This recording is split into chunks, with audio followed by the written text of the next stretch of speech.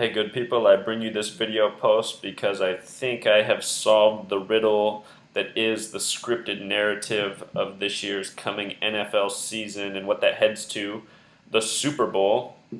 I do believe the two teams that will represent the Super Bowl will be the Detroit Lions in their first Super Bowl for the NFC and the Indianapolis Colts and Andrew Luck for the AFC.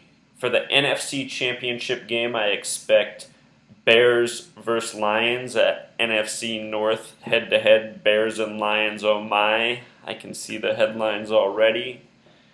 And in the AFC, I expect the predictable Colts versus Broncos, where Andrew Luck dethrones Peyton Manning.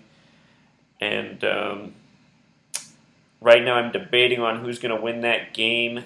Based on what I predicted this weekend and the outcome of that, I'm suspecting the Indianapolis Colts will be the Super Bowl champions at the end of the 2014-15 season. Heartbreak for the Lions, but at the same time, a Super Bowl. Why do I think that? It's because heading into this weekend, I wrote, watch for the number 44. 44. Why? Because the numerology of this past Sunday, yesterday, was 44. The date was September 21st, 14. That's how you write it, 9/21/14. There's a way in numerology of summing. I'm not making this up. This is numerology, old world practices. 9 plus 21 plus 14 sums to 44. Yesterday, week 3 of the NFL season, the Colts beat the Jaguars by a score of 44-17, in which Andrew Luck threw 4 touchdown passes.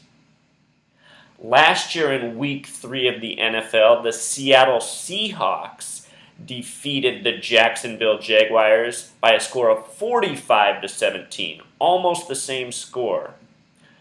Also, 44 years earlier in history, in the 1970-71 season, the Baltimore Colts won their first NFL championship. The Baltimore Colts. Now they're the Indianapolis Colts. Well, only one other game this NFL weekend had 44 connections. That happened to be the Baltimore Ravens versus the Cleveland Browns, which in a way you could say was the old Browns versus the new Browns. Because if you don't follow the NFL, the Cleveland Browns lost their football team, the oldest football team in the league, which went to Baltimore, and then a few seasons later got a new team. So the old Cleveland Browns became the Baltimore Ravens, and then the new Cleveland Browns were played. Well, in that game, the Baltimore Ravens beat the Cleveland Browns by a score of 23-21. 23 plus 21 sums to 44.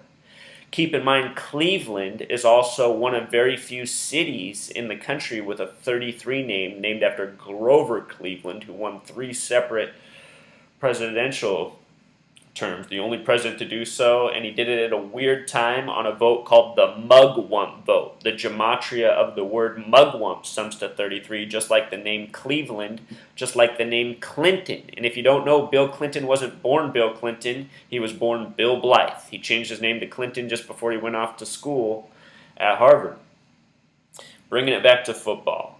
So this past weekend, we had this, I said watch for the 44, and boy did it show up in a very curious way, and then it led me into going, oh wow, the Colts won their first Super Bowl 44 years ago from this coming Super Bowl, so it'll be the 44-year anniversary of that Super Bowl. That's the AFC, and why I think they'll be playing the Broncos in the AFC Championship is because these things are kind of predictable. The Broncos right now are the #1 favorite for the Super Bowl. That might have changed since they just lost to the Seahawks at home, but going into the season, they were the #1 odds team to win the Super Bowl. Colts versus Broncos AFC Championship would mean the old quarterback of the Colts, Peyton Manning, versus the new quarterback, Andrew Luck. And that's kind of like a rivalry controversy thing for NFL enthusiasts, this Manning-Luck replacement thing. So there's a big storyline. And then Luck beating Manning would be kind of like, you know, imagine what that would mean for his career. Also, it would be Manning on the way down. First he gets blown out. You could imagine it in the Super Bowl versus the Seahawks. And then he gets knocked out one game short of it by the man who replaced him. That's the narrative I expect. In the NFC, we have the Detroit Lions. And where they first caught my eye was in the preseason. I saw that they were the only team with 33-1 odds to win the Super Bowl. And I said, that's interesting. But that wasn't enough for me. I thought, I don't do sports betting personally. I'm not into gambling. And I haven't I should go back and look at all the teams that had 33-1 odds historically and see if they've ever won. But where it got more interesting for me is that I saw this morning Detroit hosted the first Super Bowl in their city 33 years ago, coming from this. It'll be the 33-year anniversary of that this coming Super Bowl. And when Detroit was first in the football league, before it was even the NFL, they were in the league from 33 to 49, 33 to 49 in the Western Conference Division. And why 33 and 49 are significant goes to this year's Super Bowl. You can go back to my blog, freetofindtruth.blogspot.com. The day after the Super Bowl, I wrote this post about next year's Super Bowl, how the big numbers were 33 and 49. And these are very important numbers in the beginning of our nation, as well as the Bible and many other places. I'll get into that. But this year's Super Bowl will be the 49th Super Bowl, and it's going to be played on the 33rd parallel north in Glendale, Arizona. Glendale, Arizona. The gematria of Glendale also is 33, like the words Clinton, Cleveland, as we mentioned earlier, the significant number. In the Bible, the first book of the Bible is Genesis. Genesis has a gematria of 33. Revelation, the final book of the Bible, has a gematria of 49. So 33 and 49, these very important numbers. Also, the Bible is of 66 books. 66 books. 39 Old Testament, 27 New Testament. The NFL was established in the year 66. The name Andrew Austin Luck, the way he spells it, sums to 66 in gematria. And his life number, if you sum his birthday, sums to 39, like the number of books in the Old Testament. These... One second, people. So these numbers... Sorry to be interrupted, but these numbers, you guys, they're very important, and they're scripting sports as well as so many other things by them. And if you have trouble believing that this could ever be done, you need to think again. There is big money on this, and there's so much that's important about the NFL for our society. It's a huge part of our culture. I live in Seattle right now, where every 10th car is driving around with 1 or 2 flags on it with a number 12, which represents the 12th man, which the NFL fans call themselves. Plus, if you come to Seattle, you're going to see every 10th person is wearing a Seahawks jersey, and it's been that way for 3 years now here. So football is growing and becoming more of our culture. And just think about football and Christianity. They're both centered around Sunday, the Bible, Christianity, NFL. The NFL was established in the year 66. The Church of Satan was established in the year 66. The word football in gematria sums to 29, which reduces to 11. There's 11 players on the field.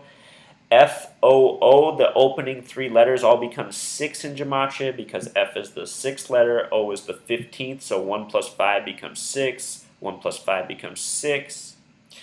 Down in the comments, I will link my introductory video and the significance of these letters into numbers. I will show you that the entire alphabet is based on this ancient old world knowledge, mathematics, gematria, and this practice is happening all the time around us, including the NFL. So yes, I strongly do stand by these picks. If I change my mind at any point for any given reason, I will make that clear. But right now I feel very strongly, if I was a gambling person, I would be willing to make a significant bet on the Colts and the Lions for this year's Super Bowl. For those of you who are into sports gambling, if this is your thing, I really encourage you to look at this. I think you will have more success with this than anything else. Look at the boxer, Mayweather. Look at my post on him. I'm going to link that below. Right now, he's currently 47-0 with 26 knockouts. I will show you what is significant about both of those numbers. Also, I'll link a few other posts that are related to this sports thing, covering other sports, NBA, MLS, tennis. It's happening. This is not unique to the NFL. I'm trying to show you guys this is a widely established, ongoing thing. That's why I feel confident that I can make these predictions, because I know they are doing this. And if I'm wrong, if I am wrong, it's because I've overlooked a team that has as strong of numerical connections, possibly stronger.